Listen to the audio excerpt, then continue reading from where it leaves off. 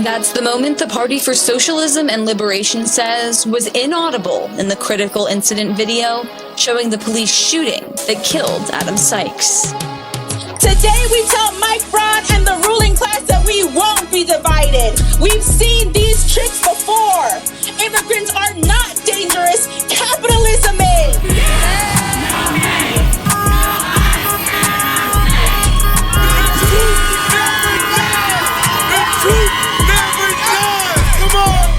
And welcome to another episode of Naptown People's Radio.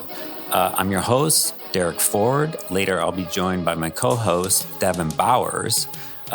So we recently had our 50th episode, and there we spoke with Anansi Gleaves and Sam James about the specific kind of organization they joined. What kind of organization the PSL is, why they joined, why they stayed, why you should plug in. But a few months back, we were honored to be invited to collaborate with another podcast, A Different Lens, hosted by Devon Bowers.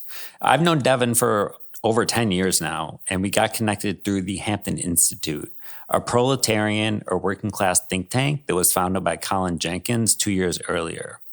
So in 2015, they brought me on to chair their education department, but they're truly an international think tank encompassing our international class. They have contributors from Korea, Japan, Palestine, Syria, Nigeria, Zimbabwe, South Africa, Spain, Germany, Puerto Rico, the Dominican Republic, Haiti, Brazil, Iceland, among other places.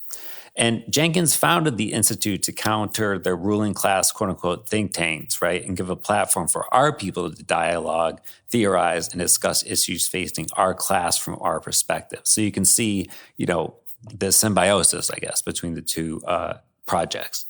And the name, the Hampton Institute, is, of course, a tribute to former and fallen Black Panther Party member and leader, revolutionary martyr, Fred Hampton, and also takes inspiration from Antonio Gramsci, an Italian Marxist theorist. Gramsci had this term called the organic intellectual, right? The everyday person whose knowledge is vast, yet it just is indifferent to traditional structures, of like the pedigrees, the universities granting pedigrees, right? And in fact, they've done some impressive work. The United Nations tapped the Hampton Institute to write a report on the rise of fascism in the U.S. Shortly after I joined. And A Different Lens is nearing their 200th podcast, so they have quite a leg up on us. And we encourage you to listen and read through their impressive archive. They regularly have Margaret Kimberly of Black Agenda Report on, John Bellamy Foster from Monthly Review, and just a host of others. And it was good to build this bridge, and we hope you gain some insight into the reasons why we need Hampton Institute, A Different Lens, the Indianapolis Liberation Center, and of course, Naptown People's Radio.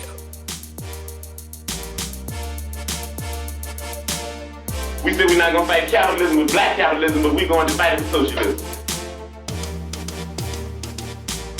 So first off, how are you doing, man? I'm doing well. Things are going well. It's good to talk to you, hear your voice. How are you doing? I'm doing good. It's been a good day, man. Good day. Nice. So, it's a really, I think, appropriate time to do this collaboration between Naptown People's Radio, the Indianapolis Liberation Center, and Hampton Institute, and A Different Lens, the podcast you host for that entity. And I don't know, would you agree? Yeah, I think it's a good time because at least, and correct me if I'm wrong here, you said you recently started up that podcast for the Indianapolis Liberations. And yeah, it's good just to go. And, because we're connected through the Hampton Institute, right? I think it's a good time, to go seeing as like you say, you start with a podcast and then, right now having this as a first episode or an early episode is solid because it kind of lays a good foundation for people to understand where you are coming from and where your podcast is coming from. Right. And how did you get, by the time I got involved in the Hampton Institute, you were already, deeply involved, really one of the founding members, if I'm wrong, correct me. But how did you get involved in the Institute? Honestly, it was it was kind of, I'm not going to say random, but so Andrew Marshall, the geopolitics chair, had we had become friendly over years, and I was chatting with him because one day because I had noted on one of his fundraisers he said that he was getting involved with something called the Hamptons. And I was like, oh, we were chatting it up or whatever. I was like, oh, hey man, that sounds really interesting. What's that about? And he told me about it, and he was like, oh, yeah, we don't have a chair for the politics and government department. He's like, I think you could fit just because, like, with my writing, I don't necessarily do one specific area.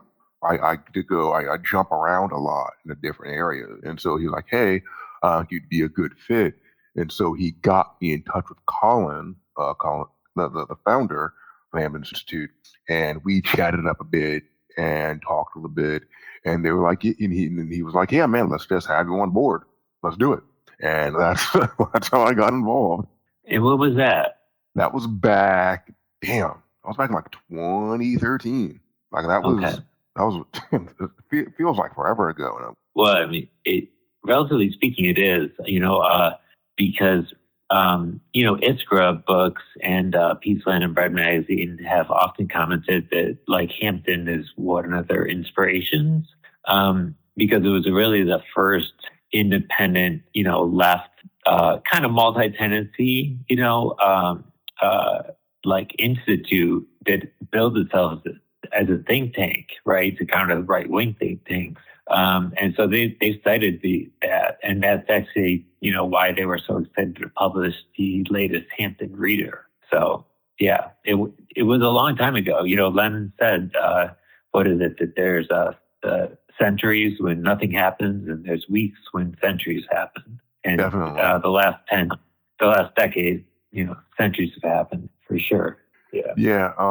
It's really interesting because I was doing an interviews a couple years back with the guys with Peace, Land, and Bread salutes, and one of the guys on there was like, yeah, he knew the Hampton Institute podcast, A Different Lens.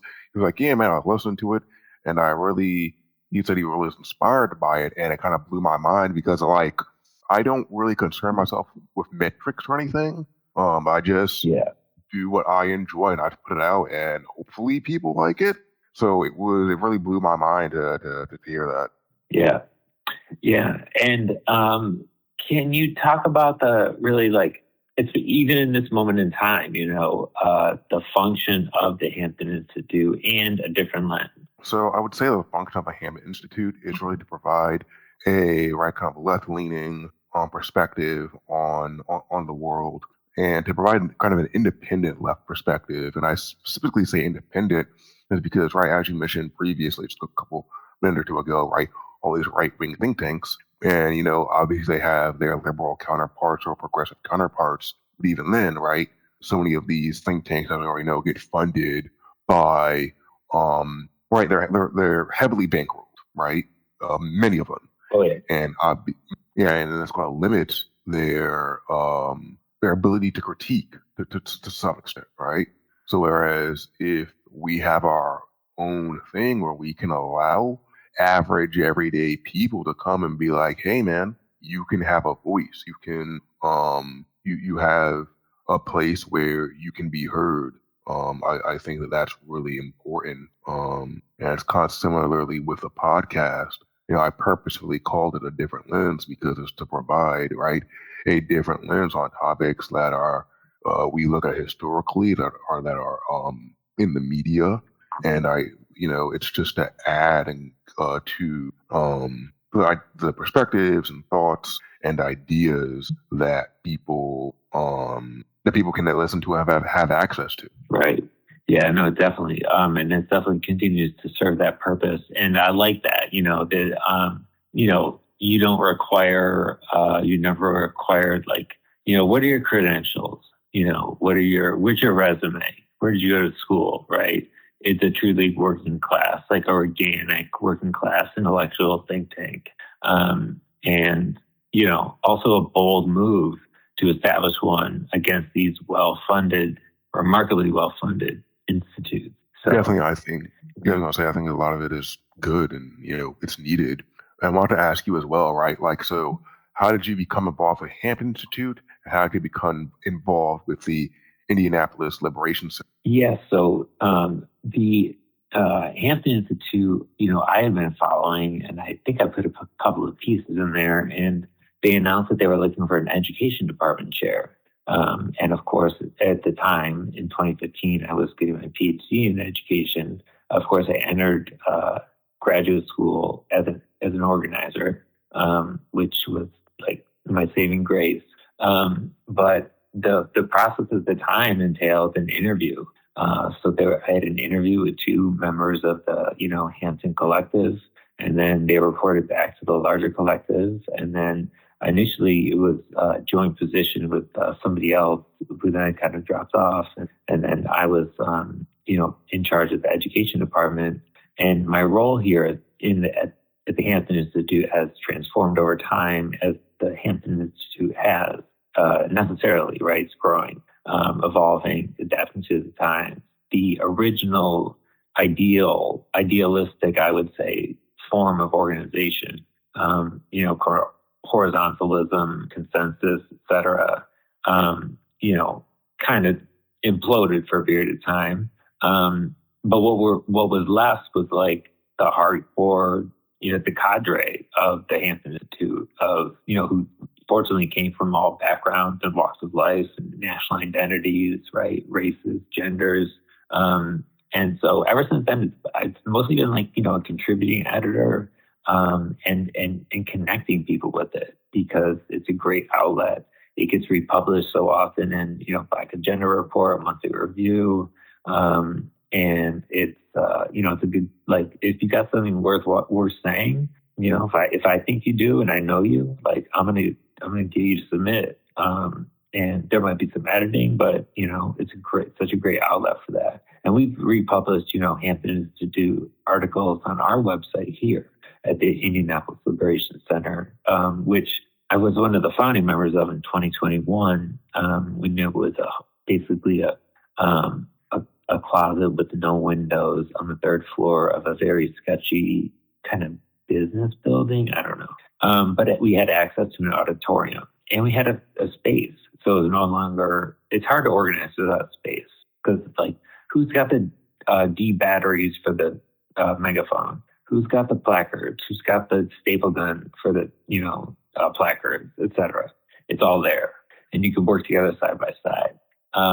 And then it was in 2023 when we finally moved out of there into a much bigger space. And at the same time, we never wanted it to be like a PSL thing. And so we started it with the local Indy 10 Black Lives Matter group. But they quickly became inactive. And so it kind of devolved into a party front, or a party office, right, for a while, which we didn't want it to be. So we were very intentional for the launch of the next one in 2023 that we bring other groups on board as equal partners. And so we got Arte Mexicano in Indiana on board before we even moved. And that's, and our organization here that, prioritizes the artists who are excluded from the art community, the marginalized, those who are oppressed identities, et cetera. And we also got the Indiana Black Librarians Network on board, and that's a professional association, a very important one. The Answer Coalition, Indie Hope Packages, which became independent.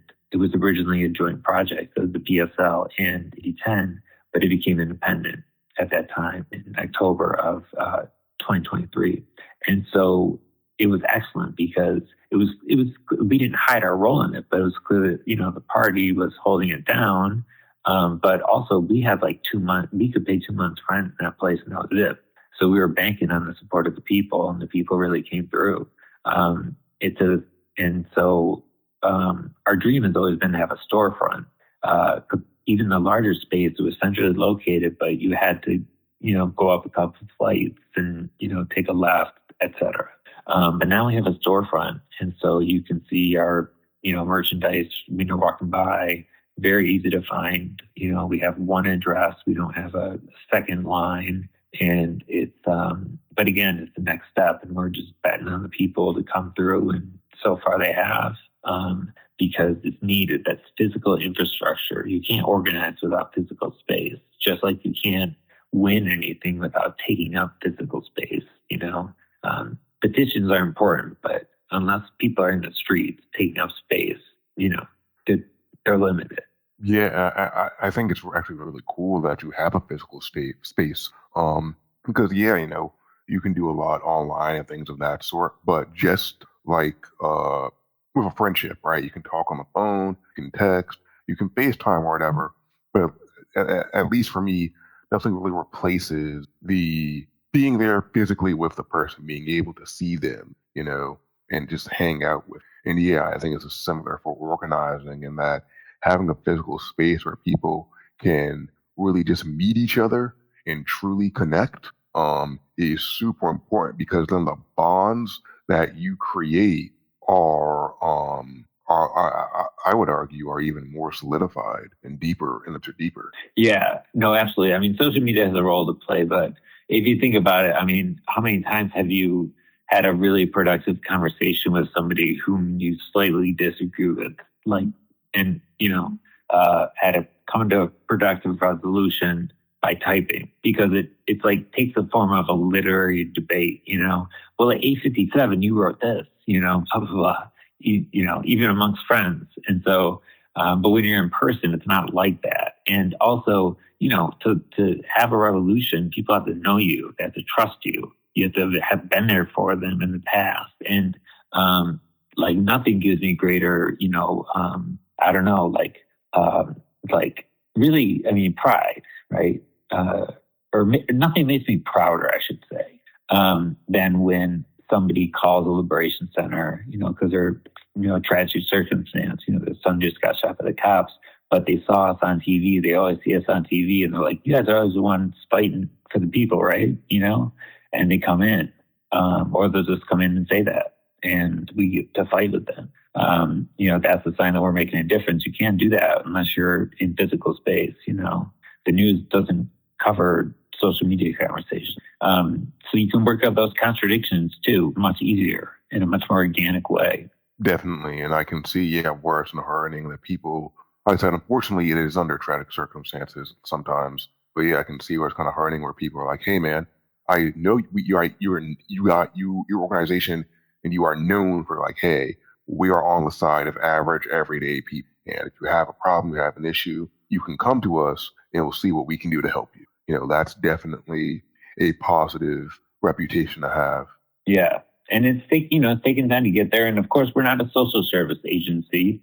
Because if we were, we wouldn't be able to worship our ultimate goal, which is, a revolution where we don't need social service agencies, because, people are taken care of. Housing is a right. Education is a right. Healthcare is a right, Hey, so I want to ask you, given Hampton Institute, given Indianapolis Liberation Center, what are some of the biggest lessons you have learned from both organizations? Ooh, interesting. Yeah, I will say that at least as far as the Indianapolis Liberation Center goes, the biggest lesson is that we always have to be setting objectives that are, aspirational, but also realistic, or else they're just platitudes. Our strategy is, our goal is, a revolution, but, anybody can say that. And what metric do you judge your progress towards that by, right? So, it's a task to set, always higher goals, but ones that are attainable, or else people get demoralized, and you're basically just ultimately lying to them, right? Because it won't be any one group that makes a revolution. It will be the masses. So what we're here to do is we're here to unite the various struggles, the isolated struggles in this city, and bring them together to collaborate. And those have been great successes as well, and also change people's consciousness by struggling alongside them. Because the way that people overcome their bigotry, it's not by preaching, somebody preaching to them. It's by realizing they have the same common enemy. I'll never forget working with some leaders, well-respected leaders in the Black community, and who held some homophobic and maybe misogynistic views, and we sent queer comrades and Black comrades and female comrades to work with them, right? And they did, and their views changed over time, and of course we recognize the sacrifice that it took on the part of those comrades, but that's how people's consciousness changes, and now we're as closer as ever. And we even got them to connect the police brutality struggle here to the struggle in Palestine, which hasn't been done before.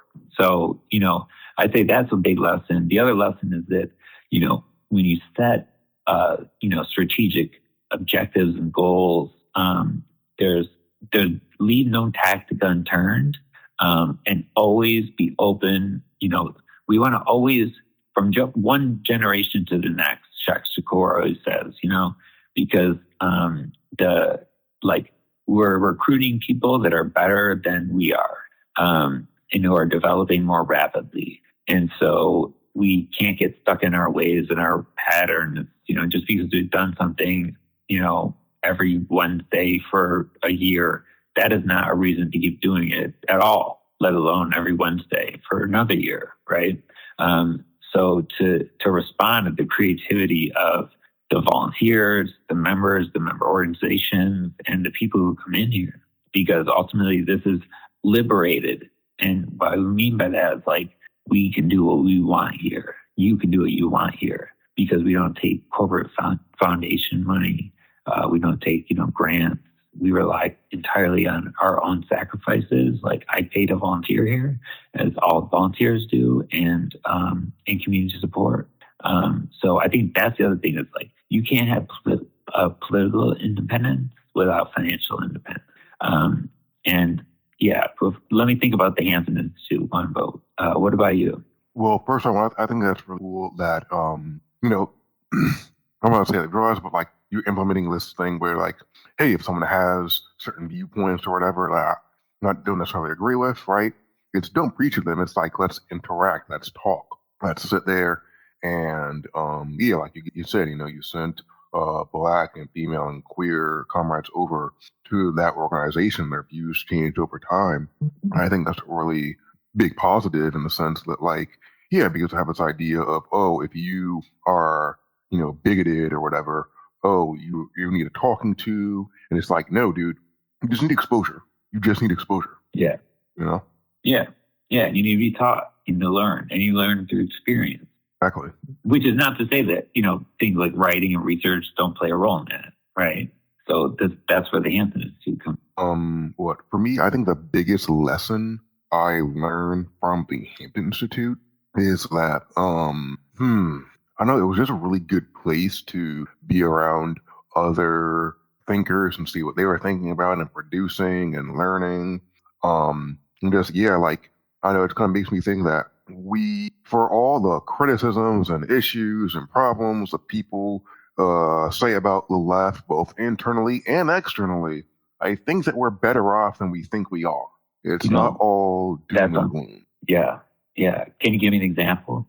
So there's this whole idea, right? Like I said, internally and externally, about leftist infighting. Man, leftists just hate other leftists. And then the Hampton Institute is just no, we don't hate each other. And we may disagree on certain things, but we are willing to work together.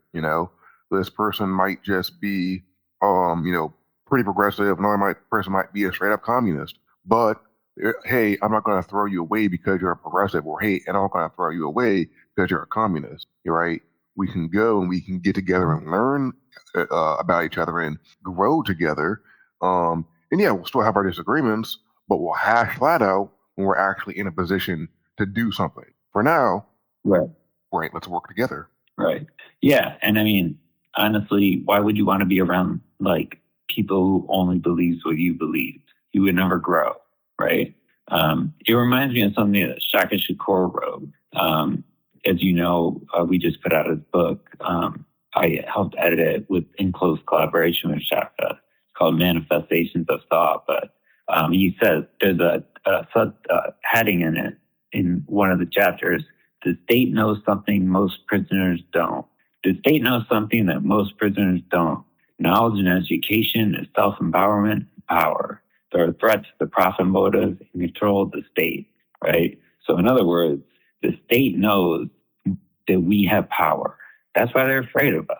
And we need to recognize that we have power, and that's why they're afraid of us. It's not because they're, evil individuals, although obviously some are. It's because they are genuinely afraid of the power that we have.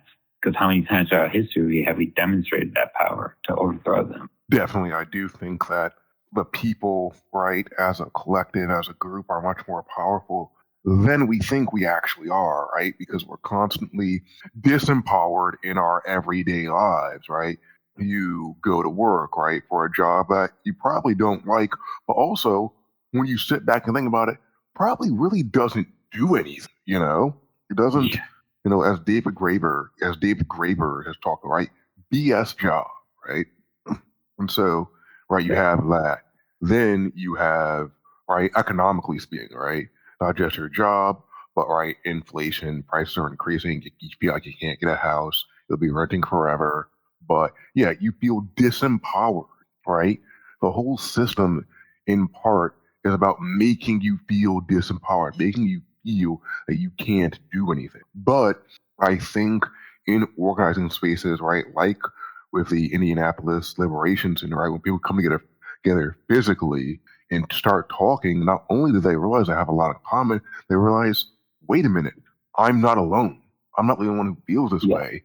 And we're together here. We can at least try to do something, So the people, the people together can definitely, it dispels this idea of disempowerment. It dispels this idea that you are isolated and alone. Yeah, so many people think that they're the only ones in their small towns or cities that think that way, but that's just not the case, I think the other thing, and this is part of a polemic I wrote about this obsession with masking and like hiding your identity.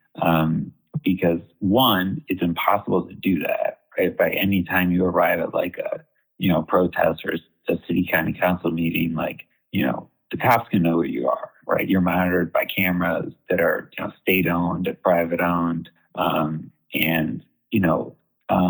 Obviously, certain levels of struggle require secrecy. We're not at that level. And obviously, certain individuals might, not be able to be public in their role, but there's plenty of non-public facing work. Most of the work is not public facing, right? The grunt work, the real work that makes things happen. And so, like, we're currently building movements and winning people to our side, and we can't do that. People don't know who we are, what we look like, do you want to follow someone you can't identify or someone who's proven their consistent dedication to the cause, right? And so I think that is one dangerous trend of the left, the liberal left, that is kind of invents this all-powerful state enemy with it, without realizing that actually, no, they're afraid of us. And if we stick together, that's real security and safety is numbers, at least in my opinion. No, I agree with you. And I think as well, right, it's kind of, I'm not going to say ridiculous to hide your face, but, like you were saying, there's some people who can't be public facing and you have roles, there are spaces and roles for that. People who, right, due to their situations may want to, mask up. But yeah, the idea of masking up is kind of ridiculous in the sense that, let's look at the old school organizers, right? However you feel about them, right? Martin Luther King, Malcolm X, Huey Newton, Bobby Seale, Fred Hampton, Freddie Lou Hammer, right? Rosa Parks, right? All these different activists, all these different people, right? None of them wore a mask. None of them hit their face. Why?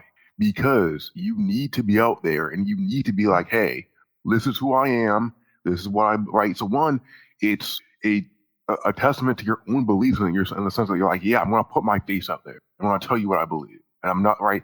So it's solidifying, right, your own beliefs. And at the exact same time, it's telling people, no, I'm not afraid, right? If I can do it, you can do it, right? Or exactly. At least, those who can do it and come alongside me. But yeah, just like you said, you're not going to follow someone who you don't see, who you can't see. Because it's like, yeah, because especially nowadays, like, who are you? Yeah. Is this due to PSYOP? What's going on here? You know?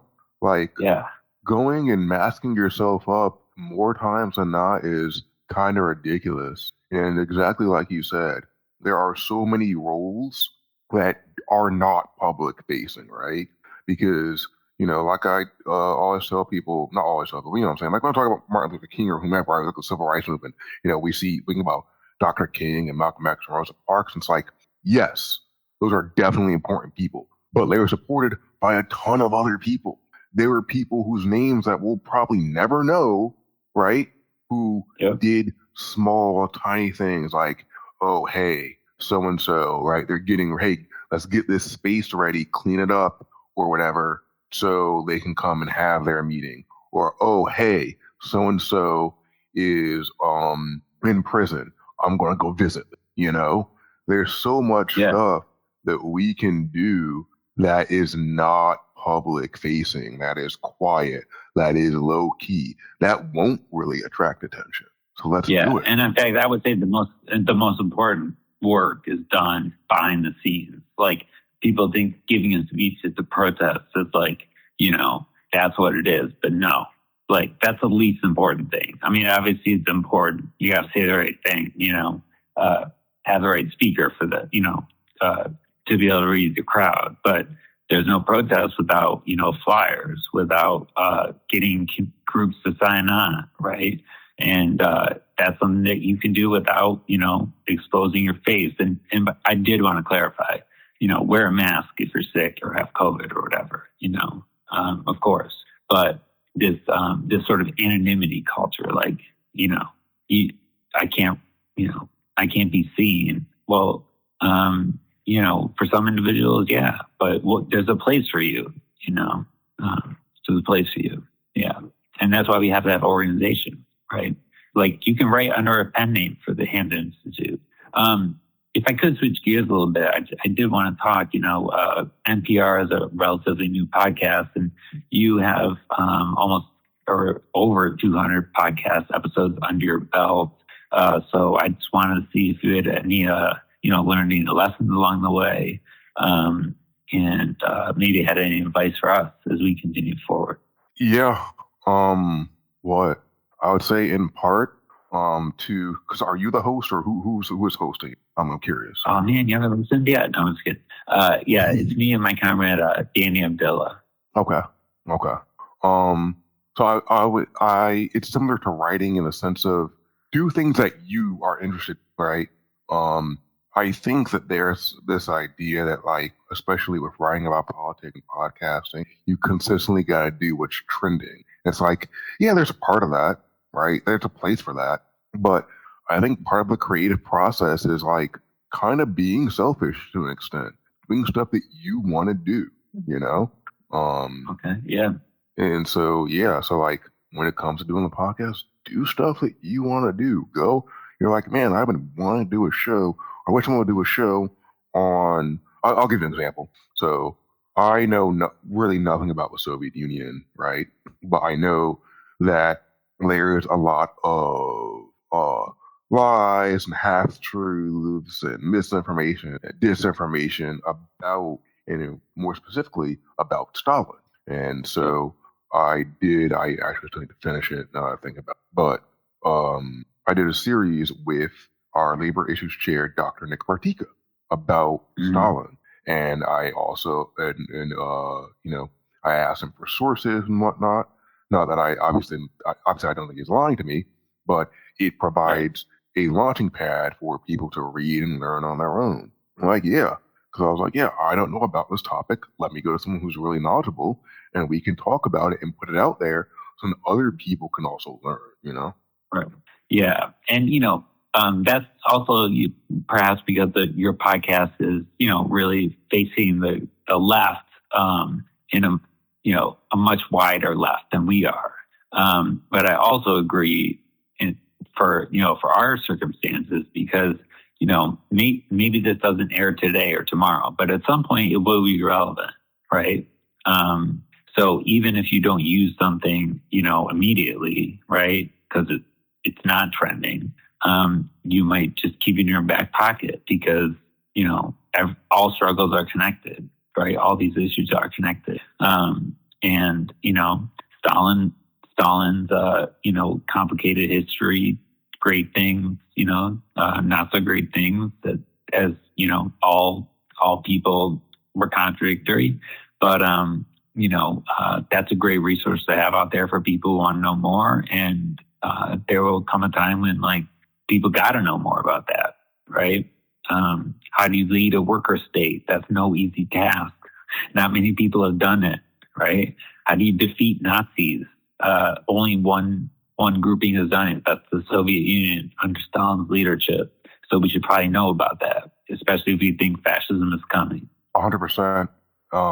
Yeah, that and there's some technical stuff we can talk about offline if you want in terms of learning that.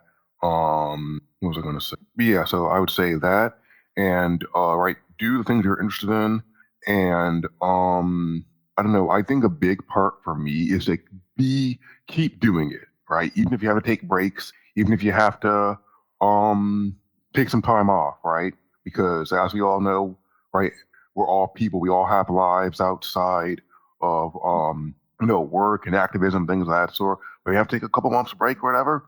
Fine, as long as you get back into it, Mm-hmm. Yeah. No, that makes sense for sure. And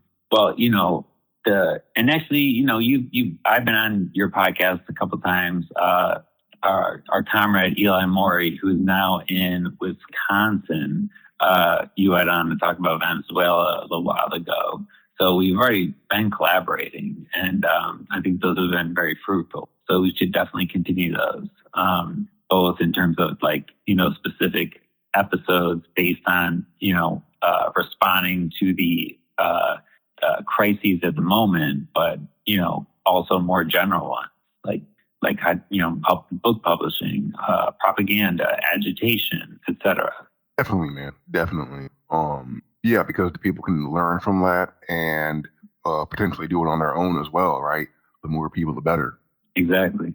Thank you so much, Derek, for coming on the show. It's great to have you and always great talk. Thank you. Yeah, no, thank you, Devon, for your consistent support, for coming on to NPR, and for this collaboration and for doing it so quickly. I've learned a lot. I'm sure that our listeners will. I'm sure that everybody at the center will, and it'll only improve the quality of all of our work. And I want to, encourage all of our listeners to go to hamptonthink.org, where you can find Different Lens podcasts. And if you're interested in anything, there's a podcast about it. There's an article about it. And also to, consider submitting written materials for them too, because they've gotten some really important works out there, including, the Hampton Institute was asked by the United Nations to produce a document on the rise of fascism in 2015, I believe. And that's the United Nations, we don't really consider it legitimate, but the fact that they asked us to do that is, that's quite, that really speaks for itself, right? When even the sort of the highest international mainstream institution wants your input, So yeah, just keep up the great work, and I look forward to more collaboration. Socialism is the people. You're afraid of yourself. If you're afraid of socialism, you're afraid of yourself. We hope you enjoyed that collaboration and found that, that reiterates the need for the Hampton Institute, A Different Lens, Naptown People's Radio, PSL, the Indianapolis Liberation Center, etc. This week at the center, there are several opportunities to plug in. The first is tonight. That's Thursday, May 28th. We have the fourth class in a 6-part series called The Artist Must Take Sides. And this one is on repression and resistance. And then Saturday morning, as usual, we have Circle City Sangha, their mindfulness meetups. They take place every Saturday between 9:30 to 11 at the Liberation Center. Shortly afterwards, there's going to be the last meeting of our Reading with Comrades series. This one is on a book called Comrade of the Revolution, selected speeches of Fidel Castro. It'll be from 1 to 3 at the Indian Liberation Center. And I definitely encourage you to go, even if it's your first time coming to this. It's been a 3-part series. The next book we're going to be doing is Revolutionary Education, I believe. And then on Sunday, as usual, we have Emancipatory Motions, Liberatory Yoga, as we call it. That's between 6 and 8 p.m. And the center will be open Friday, 12 until 8, Saturday, the same hours, and then Sunday, 12 to 6. So please come on by and, check out the gear, merchandise, literature we have at the Indie Liberation Store. Get to know the volunteers and organizers, find out what it means, to be a volunteer here, what it might look like for you as an individual, or, you and your friends. There's a space for everybody here. There's definitely a space for you here. So that's it for another episode of Naptown People's Radio. If you found the discussion, the collaboration useful, please, leave a comment, give a like, pass it on to somebody who would also find it useful, and show some love at support.naptownpeoplesradio.com. And remember, the road ahead is long, but we walk it together. Study with your people, build with your community, and always remember, theory without action is paralysis, but action without theory is chaos. Once again, I'm your host, Derek Ford, missing my co-host, Danny Abdullah, but she'll be back, don't worry. Stay dangerous, stay disciplined, and stay in the struggle. We say all power to the people. That means that we are our own liberators. We don't depend on nobody else. We depend on ourselves. And we take responsibility for ourselves. And therefore, we step up for our organization. Those that have proven by their actions and their practice that they represent for us. All power to the people and peace. Collaboration. We act as if there's a scarcity of rights. If gay people get rights, women can't have rights. But that's not true. A victory for one is a victory for all. As Dan's is saying, And you talk about people being fearless in the face of whoever there is. They don't care. To the Liberation Center, I would say, this is what we need.